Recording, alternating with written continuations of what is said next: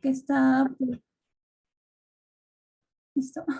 Por los músculos de la ventilación y por la elasticidad de la caja torácica, ya que a pesar de que la caja torácica está compuesta por huesos, que son las costillas, tiene elasticidad que está en sincronía con la elasticidad del pulmón.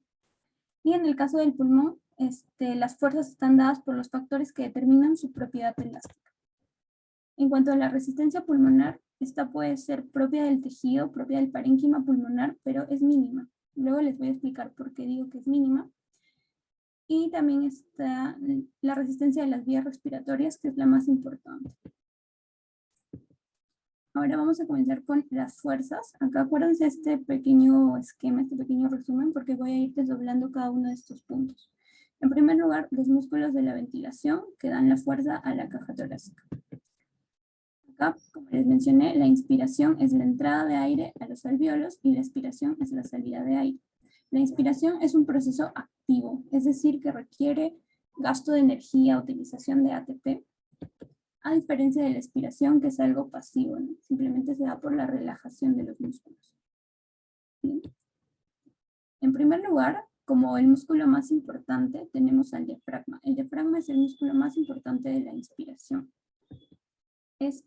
Al contraerse, desciende, como ustedes ya habrán estudiado en anatomía, que recién lo han llevado a este ciclo. Cuando se contrae el diafragma, baja, ¿no? Desciende. Y con ello aumenta el diámetro vertical, pero también contribuye al diámetro transversal, ya que eleva los bordes de estas costillas, ¿no? Entonces también eleva ese diámetro. Está inervado por el nervio frénico y en una inspiración normal puede descender de 1 a 2 centímetros, pero cuando es forzada puede llegar hasta 10 centímetros. Luego tenemos a los músculos intercostales externos que tienen sus fibras hacia adelante y hacia abajo, ¿no? En este sentido. Y van a aumentar el diámetro tanto lateral como transversal, ya que rotan las costillas hacia arriba y hacia adelante. Hacia arriba y hacia adelante, en este sentido. Estos son los músculos que trabajan en una inspiración normal, en la que hacemos día a día, en la que hacemos para vivir. Pero hay otros que son los músculos accesorios de la inspiración, que participan en los procesos activos, ¿no? En la inspiración activa, como por ejemplo en el ejercicio, cuando toses, estornudas, o en procesos patológicos como el asma, donde hay un aumento de la resistencia, ¿no? Y necesitas más fuerza. En este caso son los músculos escalenos, que elevan las dos primeras costillas, y el esternocleidomastoideo, que eleva el esternón, y con ello también contribuyen a aumentar el diámetro vertical de la caja torácica. Listo. Ahora, con respecto a la expiración, como les mencioné, es un proceso pasivo, o sea, simplemente de forma natural, de forma cotidiana, se lleva a cabo por la relajación de estos músculos, del diafragma y de los intercostales externos. Sin embargo, cuando se da una expiración activa, que también es en el ejercicio, al cantar, toser, estornudar o en procesos patológicos como la bronquitis crónica, es que necesitan un apoyo adicional, ¿no? Y acá participan los músculos que comprimen el tórax y causan presión intrapleural positiva. Luego les voy a explicar qué es la presión intrapleural. Y acá vamos a tener a los músculos de la pared abdominal, que son los rectos del abdomen, el oblicuo interno, externo y el transverso, cuya acción es que al contraerse, la presión en el abdomen aumenta y el diafragma se desplaza hacia arriba, ¿no? Como aumenta la presión, lo empujan al diafragma, con ello disminuye el volumen de la caja torácica y sale el aire. Y por otro lado, los intercostales internos, que son opuestos a los externos, ya que tienen sus fibras hacia arriba y hacia atrás, en este sentido, y van a reducir el volumen torácico, ya que mueven las costillas hacia abajo y hacia adentro, en este sentido. Listo. Eso es por la primera parte de los músculos de la ventilación. Ahora vamos a pasar a los factores que determinan la propiedad elástica del pulmón. Acá son dos propiedades, uno es la compliance y el otro es la elasticidad. La compliance también lo van a escuchar como distensibilidad o adaptabilidad, o sea, son sinónimos. Cuando les digan adaptabilidad pulmonar o distensibilidad pulmonar, son sinónimos de compliance. Y la compliance no es más que la diferencia de volumen sobre la diferencia de presión. Acá es un esquema para para explicarlo mejor, lo extraje de las diapositivas del doctor Saavedra, y él lo explicaba de esta forma. A una misma presión, un cuerpo o un parénquima pulmonar con mayor compliance puede recepcionar mayor volumen, a diferencia de uno con menor compliance que no, a la misma presión ingresa menos volumen. Esa es una forma de entenderlo. Y lo importante acá conocer son los factores que aumentan la compliance y los que la disminuyen. Entre los que le aumentan está la edad, por el mismo hecho de que se vuelve más elástico, más distensible. El efisema pulmonar, que es cuando las paredes alveolares se rompen, entonces se juntan y es como que se forma un agujero más grande y puede entrar mayor volumen. Y también en el asma, pero esto sucede porque al estar obstruidas las vías aéreas, no sale el aire, ¿no? Entonces se comienza a acumular más, aumenta la compliance. Y entre los procesos que la disminuyen, tenemos a la fibrosis pulmonar, que la van a estudiar más adelante, pero en sí es como el engrosamiento de las paredes alveolares que evita que pueda ingresar más volumen, ¿no? Porque está duro, está rígido.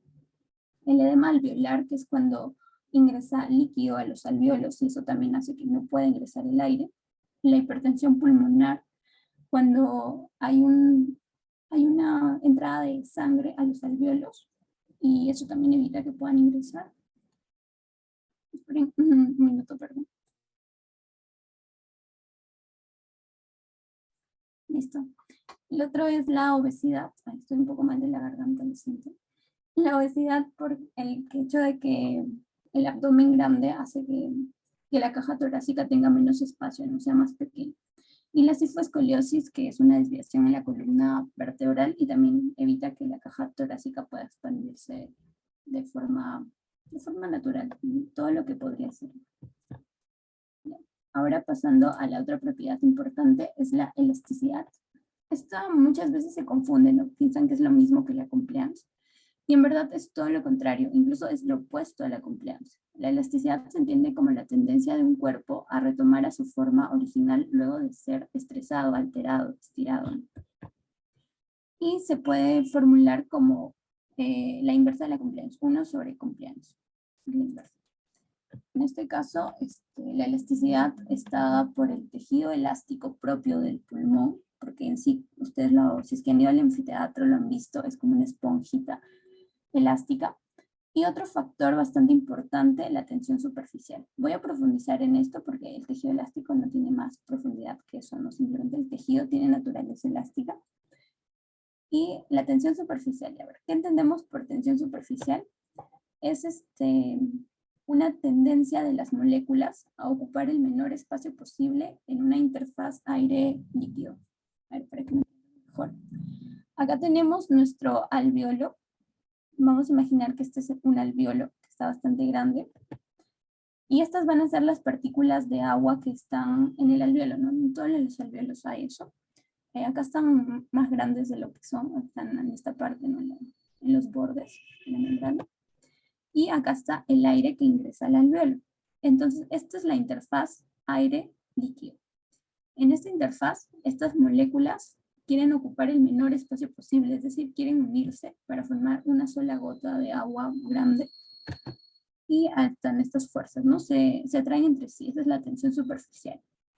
En este caso, con las moléculas que están en el medio no sucede nada porque las fuerzas se van a anular por simples vectores de física, pero el problema está en la superficie, ya que para los costados se anula, ¿no? La fuerza, jala para aquí, jala para acá, pero la fuerza que jala para abajo no tiene otra que lo anule. Lo que acá cobra importancia es el surfactante. El surfactante actúa como una fuerza que lo mantiene hacia arriba, ¿no? Y evita que estas moléculas se unan para abajo y lo que sucedería sería esto, ¿no? Se juntan y hacen que el aire salga y alveolo se colapsa. Entonces, esa es la tensión superficial que contribuye a la elasticidad del pulmón.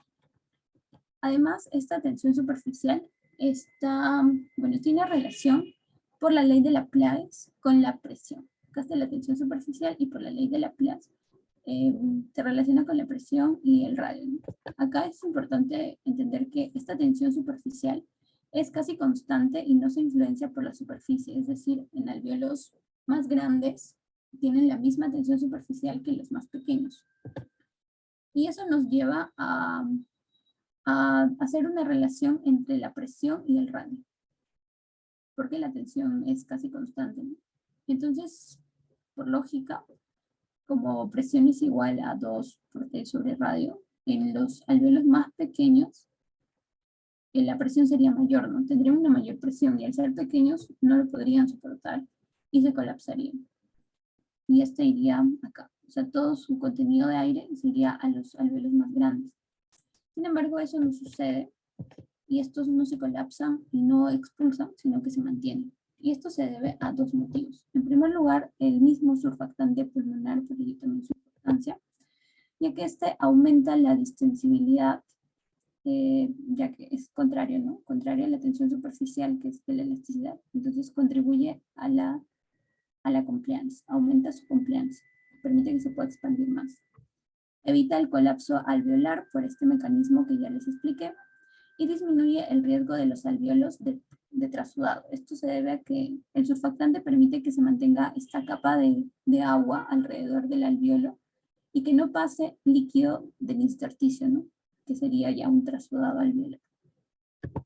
Y por otro lado, la interdependencia estructural. Esto quiere decir que los alvéolos no son como racimos de uva, así como podríamos pensar, ¿no? Que están todos colgando de un mismo ramo, son solitos, ¿no? Estos más bien están así, como en grupos, juntos. Y la interdependencia estructural se refiere a que si sucede uno, o sea, por ejemplo, un alvéolo se colapsa y el resto está bien, esos que están bien lo ayudarían a recuperarse, por decirlo así. Y en cambio, si es que todo este grupo está colapsado, bastaría que solo uno de estos se recupere para que contribuya a que todos los demás se vayan recuperando también. Esa es la interdependencia estructural y explica por qué no se da este colapso. Bien, ahora ya vamos a pasar a la parte de las resistencias. Ya expliqué las fuerzas que permiten que nosotros respiremos. Ahora vamos a pasar a la resistencia pulmonar. La resistencia pulmonar es igual a la resistencia del tejido pulmonar o del parénquima pulmonar más la resistencia de las vías respiratorias. Debido a que la resistencia propia del parénquima aporta solo un 20%, es que les mencioné que es algo mínimo y no se estudia, además de que es bastante difícil de evaluar y es distinto en cada persona. Entonces lo que sí se estudia más es la resistencia de las vías respiratorias, que contribuye con el 80% de la resistencia. Esta es la fórmula de la resistencia, está dada por una diferencia de presión sobre flujo. Acá tenemos P de presión, U de flujo y R de resistencia. Ya. La presión es algo que se puede entender, ¿no? La presión atmosférica, la presión alveolar, cómo varían. Entonces no voy a profundizar en ello, pero sí en el flujo, porque también es importante que conozcan los tipos y qué tipo hay en nuestra vía aérea. El flujo puede ser de tipo laminar y turbulento. Laminar, o sea, no sea un problema en eso, ¿no? Simplemente es así, recto, tranquilo, un flujo ordenado. En este caso, para que sea así, requiere que la velocidad lineal sea muy baja. Y para que la velocidad lineal sea muy baja, o sea, ¿qué es velocidad lineal? Es igual a flujo sobre el área de corte transversal. ¿Y dónde tenemos una mayor área de corte transversal para hacer que esta velocidad sea baja? Pues en los bronquiolos terminales, en la vía aérea de pequeño calibre. Porque, como sabrán, el área de corte transversal es cuando lo cortas por la mitad y mides el área de todos, ¿no? Lo sumas todas sus áreas. Entonces, como estos son más pequeños y hay un montón, tienen una mayor área de corte transversal. Y se dice que solamente en esa parte, solo en los bronquiolos terminales, se daría un verdadero flujo laminar. Y este flujo laminar está guiado por la ley de Poussieu. Solo voy a mencionar estas dos leyes, Laplace y Poussieu, no se compliquen con tantas leyes tampoco. Ya, y esta es la ley, ¿no? Relaciona el volumen de flujo con la presión, la viscosidad, el radio y la longitud. Y haciendo un despeje acá, bueno, largo quizás porque flujo es volumen sobre tiempo, entonces se reemplaza este volumen, nos queda que la resistencia es igual a esto, ¿no? A 8 por el índice de viscosidad, por la longitud, sobre pi por radio a la cuarta. Acá lo importante es ver la relación entre el radio y la resistencia. Es lo más importante, ¿no? Porque al disminuir el radio solamente a la mitad, la resistencia se eleva hasta 16 veces. A diferencia de las otras variables, ¿no? Como la longitud, que si lo aumento al doble, solo me duplica la resistencia. Entonces, si tú tienes que a menor radio la resistencia es muchísimo mayor, ¿dónde esperarías tener mayor resistencia en tu vía aérea? Los bronquiolos terminales, ¿no? Porque tienen el radio más pequeño. Sin embargo, eso no es así. Acá comenzamos con las vías aéreas de gran calibre y va disminuyendo y más o menos hasta la sexta, séptima generación de bronquiolos alcanza el pico de resistencia y luego comienza a caer. Y miren, en los bronquiolos terminales la resistencia es mínima, incluso menor que en la vía aérea de gran calibre. ¿Esto a qué se debe? Esto se debe a la abundancia de bronquiolos terminales que hay y a que adoptan una posición paralela. Y como ustedes saben por física, las resistencias en paralelo se suman por la inversa, ¿no? Entonces la resistencia total llega a ser bastante menor que en estos, donde la resistencia se puede medir de forma lineal, se puede sumar de forma lineal. Ya. Este es otro gráfico para lo mismo. Acá comenzamos desde la tráquea, llega a un pico más o menos en los bronquios de la séptima generación. Luego siguen los bronquiolos y los bronquiolos terminales tienen una mínima resistencia. También es importante que sepan que las vías respiratorias superiores aportan del 25 al 40% de la resistencia. Es decir, en la cavidad nasal, en la faringe y en la laringe se llega hasta este porcentaje de resistencia.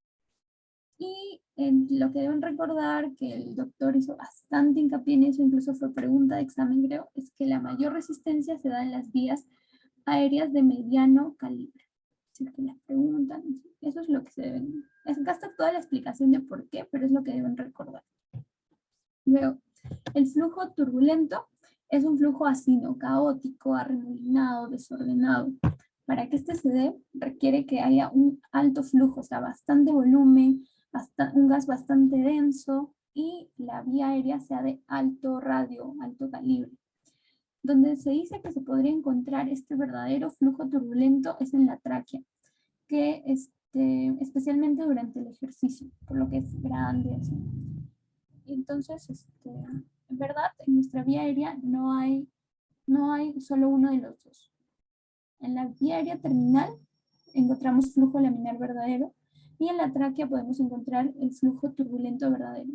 Pero a lo largo de toda la vía aérea lo que encontramos es un flujo de transición. Eso también es algo que he recalcado mucho en la unidad. Un flujo de transición que se refiere a una combinación, a un punto entre los dos, ¿no? Entre los dos tipos de flujo. Eso debido a las ramificaciones no ordenadas que se tienen, ¿no? De la vía. Ya, listo. Ahora, ya una vez que saben esta variable flujo, vamos a ver los factores que determinan la resistencia de la vía aérea. Son dos, fácil de recordar y entender. En primer lugar tenemos al volumen pulmonar. ¿De qué forma el volumen pulmonar puede influir en la resistencia? Esto es debido a que los bronquiolos, se encuentran sujetos al parénquima pulmonar. Es como que están pegados, ¿no? Y entonces cuando el parénquima pulmonar se expande porque aumenta su volumen, hace que estos bronquios se abra su calibre. Entonces la resistencia disminuye, ¿no? Porque aumenta el radio, la resistencia disminuye ya por la ley que les mostré. Y se demuestra en este gráfico, donde la resistencia de las vías respiratorias va cayendo a medida que el volumen va aumentando. Como resumen, tenemos mayor volumen pulmonar, mayor expansión pulmonar, mayor diámetro de la vía aérea y menor resistencia. Y por otro lado tenemos el control del músculo liso bronquial. Como saben, en la vía aérea lo que hay es un músculo liso. Este músculo liso está inervado por el 10º par craneal, controlado por el sistema nervioso autónomo. va a tener una inervación parasimpática o colinérgica y una inervación simpática o adrenérgica. En el caso de la inervación parasimpática, si bien nosotros hemos aprendido que es de la relajación, que es en el estado de reposo, que se activa esta parte del sistema. En el caso del músculo liso bronquial, va a determinar la contracción del músculo liso y la secreción de moco. Se contrae y hay moco en esta parte. Y es estimulado por irritantes, entre los más conocidos el humo del cigarrillo. Entonces, si estás en un ambiente donde hay un irritante como el humo, como el polvo, se va a activar la parte parasimpática de la inervación y tu músculo se va a contraer, ¿no? Para cerrar tu vía aérea y evitar que entre ese irritante. También cuando hay una disminución del CO2 en el aire alveolar. Esto debido a que se cierra para evitar que siga escapando más CO2, porque tampoco podemos perder tanto, ya que llegaríamos a una alcalosis respiratoria, ¿no? Entonces, tampoco. Y por otros como la histamina. Luego, en la parte parasimpática, este va a determinar la broncodilatación y todo lo contrario, inhibe la secreción, ¿no? Esto acá es importante los fármacos, más que nada, que son utilizados en el asma por la broncodilatación. Acuérdense, en farmacología lo van a escuchar bastante. Entonces son los fármacos broncodilatadores, como por ejemplo el isoproterenol, que es un simpático mimético. Acá no se complique, simplemente fármacos broncodilatadores, ya es suficiente.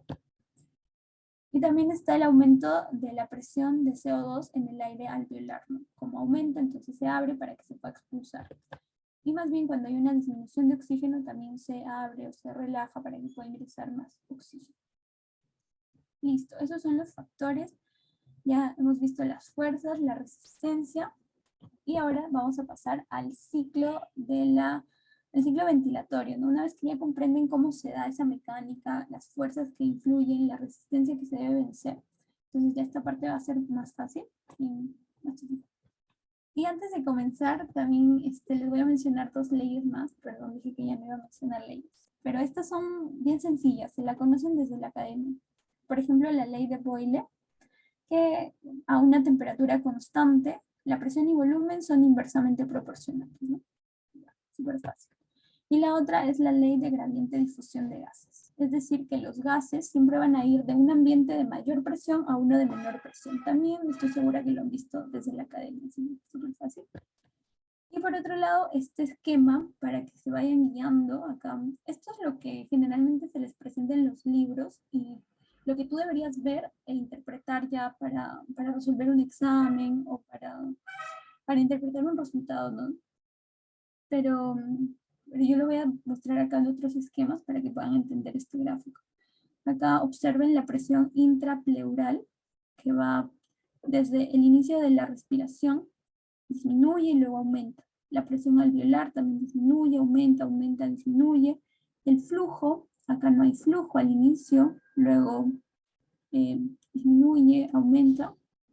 Y el cambio de volumen, ¿no? Al inicio no hay volumen, luego sí, luego no otra vez. Ahora, este va a ser nuestro esquema de un pulmón. Acá va a estar la pleura parietal, que está pegada a la caja torácica, y esta va a ser la pleura visceral, pegada al parénquima. En un estado basal, tenemos que la presión atmosférica es igual a la presión alveolar, es decir, 0 centímetros de agua. Y por la ley de gradiente de difusión, no existe una difusión, no pasa aire. La presión intrapleural acá es negativa, siempre debe ser negativa para poder mantener este espacio entre la pleura visceral y parietal, ¿no? Es como que la caja torácica y el parénquima no están juntos, siempre tiene que haber una diferencia, y eso por la presión intrapleural. Y la presión transpulmonar, que bueno, simplemente es la diferencia. Eso también deben conocer más que nada por los valores, ¿no? Para que no se pierdan si es que les dan esos términos, pero no, que no hay mayor importancia en ello. Luego, durante la inspiración, existe una contracción de los músculos inspiratorios, que ya les expliqué cuáles eran, el diafragma y los intercostales externos. Entonces, cuando se contraen, aumentan el tamaño de la caja torácica y entonces la presión en el alveolo disminuye hasta más o menos -1 a -2 centímetros de agua en condiciones normales, ya que en procesos patológicos puede disminuir hasta 10 y entonces las personas respiran a altos volúmenes, pero bueno, en condiciones normales, ¿no? Porque es fisiología. Y la presión intrapleural también, por lo mismo que la caja torácica se expande, se vuelve más negativa, de -8 a -9. Ambos contribuyen a que sí haya un flujo de aire por la diferencia de presión. Entonces ingresa el aire. Acá la presión transpulmonar otra vez. Una vez que fluye el aire hacia los alvéolos, se igualan las presiones, ¿no? Otra vez, otra vez la presión en el alvéolo se vuelve 0. Acá podemos ver cómo va, otra vez se vuelve 0. Y termina la parte de la inspiración. Fin de la inspiración y ya no hay flujo porque otra vez las presiones son iguales. Y la presión intrapleural comienza a aumentar. Se hace menos negativa. Luego, y por último, los músculos ya se comienzan a relajar o terminan de relajarse, estos músculos que habían contraído, y lo que va a haber es una expiración. Y durante la expiración va a hacer que el pulmón va a aumentar más bien de presión, ya que la caja se está encogiendo, hay menos volumen, entonces la presión aumenta, ¿no? Por esta línea. Y la presión intrapleural también comienza a disminuir, aumentar, se hace menos negativa, y con ello se da la salida de aire. Listo, chicos. Bueno, eso sería todo. Muchas gracias por su atención. Espero les haya servido.